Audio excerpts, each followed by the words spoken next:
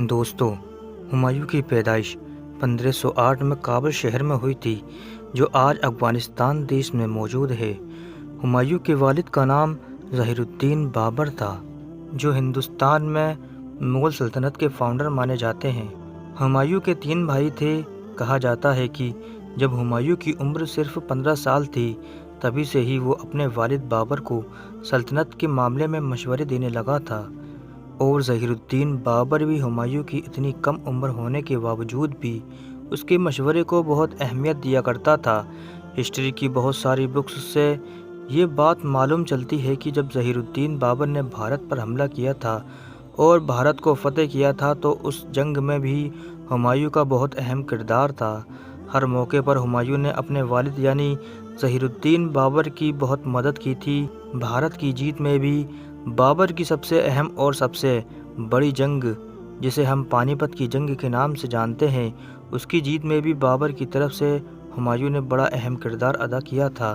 کہا جاتا ہے کہ جب بابر نے 1526 کی لڑائی میں ابراہیم لودھی کو ہرا دیا تھا اور اس کے بعد وہ دلی کی سلطنت پر قبضہ کرنے کے لیے دلی کی طرف روانہ ہوا، تو آگرہ میں اس کی ملاقات اس کے بیٹے ہمایوں سے ہوئی۔ ہمایوں نے اپنے والد بابر کو قیمتی خزانوں کے ساتھ ساتھ کوہ نور ہیرا بھی پیش کیا، لیکن بابر نے ہمایوں کی بہادری اور ہوشیاری سے خوش ہو کر کوہ نور ہیرے کے ساتھ ساتھ وہ سارا مال تحفے کے طور پر ہمایوں کو ہی واپس کر دیا تھا۔ 1528 میں ظہیر الدین بابر نے حصار اور فیروزہ جیسی اپنی سلطنت کے قیمتی علاقوں کو اپنے بیٹے ہمایوں کی سپرد کر دیا تھا، جو اس بات کی طرف اشارہ تھا کہ بابر بھی مرنے کے بعد اپنے سارے بیٹوں میں سے ہمایوں کو ہی اگلا سلطان بنانا چاہتا ہے۔ کہا جاتا ہے کہ بابر نے اپنے بیٹے ہمایوں کو مرنے سے پہلے یہ نصیحت کی تھی کہ اے ہمایوں، اگر میرے مرنے کے بعد میری سلطنت تمہارے پاس آ جائے تو تم اپنے بھائیوں کے ساتھ اچھا سلوک کرنا، یعنی ان کے ساتھ ظلم و ستم نہ کرنا۔ ہمایوں نے بھی اپنے باپ یعنی ظہیر الدین بابر سے یہ وعدہ کر لیا تھا کہ جب اس کے پاس یہ سلطنت آئے گی تو وہ اپنے بھائیوں کا بہت اچھی طرح سے خیال رکھے گا۔ آخر کار 1530 میں بابر کی وفات ہو گئی۔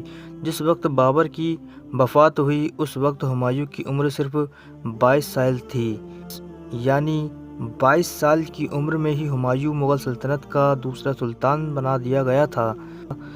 بابر کے بعد جیسے ہی ہمایوں مغل سلطنت کا اگلا سلطان بنا، ویسے ہی باغیوں نے اپنے سر اٹھانا شروع کر دیے۔ کسی علاقے میں بابر کے دور کے اعلیٰ افسر بغاوت کر رہے تھے، تو کسی علاقے میں تو خود ہمایوں کے بھائی ہی اس کے خلاف بغاوت کر رہے تھے۔ جن بھائیوں کے ساتھ ہمایوں نے اچھا سلوک کرنے کا اپنے والد سے وعدہ کیا تھا، اب وہ بھائی ہی ہمایوں کے خلاف بغاوت کر بیٹھے تھے۔ لیکن کہا جاتا ہے کہ ہمایوں ایک مست اور سست قسم کا انسان تھا۔ یہی وجہ ہے کہ ایسی کنڈیشن میں جہاں ہمایوں کو چاہیے تھا کہ وہ سترک رہتا اور اپنی ہوشیاری اور بہادری کے ذریعے سے ساری بغاوتوں کو کچلنا شروع کرتا، تو وہی دوسری طرف ہمایوں نے سستی دکھائی۔ اس نے کوئی بھی ایسا کڑا قدم نہیں اٹھایا کہ جس سے وہ اپنی بغاوتوں کو دبا سکے۔ اس سستی کا نتیجہ یہ ہوا کہ دھیرے دھیرے ہمایوں کے ہاتھوں سے سلطنت چلی گئی، اور ایک وقت وہ آیا کہ جب دلی کی سلطنت پر بھی شیر خان نام کے ایک صوبیدار نے قبضہ کر لیا، جسے آج ہم سب شیر شاہ سوری کے نام سے جانتے ہیں۔ دوستو، جب ہمایوں کے ہاتھوں سے مغل سلطنت چلی گئی تو ہمایوں اپنی جان بچانے کے لیے کابل چلا گیا، جو اس وقت افغانستان دیش میں موجود ہے۔ 1540 سے لے کر 1555 تک، یعنی تقریباً 15 سال جنگلوں میں بھٹک بھٹک کر گزار دی تھی۔ یہ ہمایوں کے لیے بڑا ہی مشکل دور تھا، اور اسی مشکل وقت میں ہی ہمایوں کے سب سے طاقتور اور ہوشیار بیٹے اکبر کی بھی پیدائش ہوئی تھی۔ لیکن ایسی سنجیدہ حالتوں میں بھی ہمایوں نے کبھی ہار نہ مانی۔ وہ پوری کوشش کرتا رہا کہ آخر کس طرح سے اپنے والد بابر کی سلطنت کو دوبارہ سے حاصل کیا جائے۔ آخرکار 15 سال کی تیاری کے بعد وہ ایک بڑی فوج لے کر اپنی سلطنت کو حاصل کرنے کے لیے دوبارہ دلی سلطنت کی طرف روانہ ہوا۔ دوسری طرف سے سوری سلطنت کا سلطان یعنی سکندر شاہ بھی 80,000 کی فوج لے کر ہمایوں کے مقابلے کے لیے نکل پڑا۔ 18 جون 1555 یہ وہ دن تھا کہ جس دن بھارت دیش میں مغل سلطنت کی قسمت کا فیصلہ ہو چکا تھا۔ یعنی اس دن ہمایوں کی فوج نے تعداد میں کم ہونے کے باوجود بھی سوری سلطنت کی 80,000 کی فوج کو بڑی خطرناک شکست دی تھی، اور اس کے بعد مغل سلطنت بھارت دیش پر اس طرح سے قابض ہو گئی تھی کہ اگلے 300 سال تک مغل سلطنت کو ذرہ برابر بھی نہیں ہلا سکتا تھا۔ لیکن شاید قسمت کو کچھ اور ہی منظور تھا، جس سلطنت کو دوبارہ حاصل کرنے کے لیے ہمایوں نے 15 سال کی زندگی جنگلوں میں بھٹک بھٹک کر گزار دی تھی۔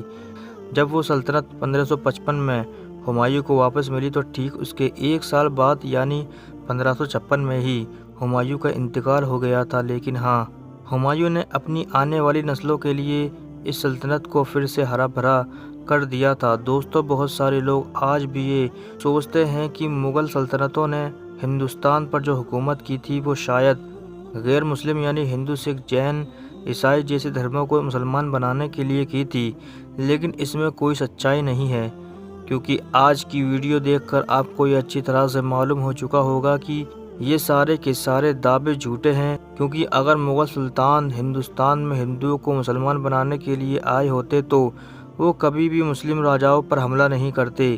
حالانکہ حیران کرنے والی بات تو یہ ہے کہ مغل سلطنت کا پہلا سلطان یعنی بابر جب ہندوستان کو فتح کرنے کے لیے آیا تھا تو اس کا سب سے پہلا مقابلہ ایک مسلم بادشاہ سے ہوا تھا جس کا نام ابراہیم لودھی تھا۔ یعنی مغلوں کے آنے سے پہلے بھی ہندوستان پر مسلمانوں کا ہی راج تھا۔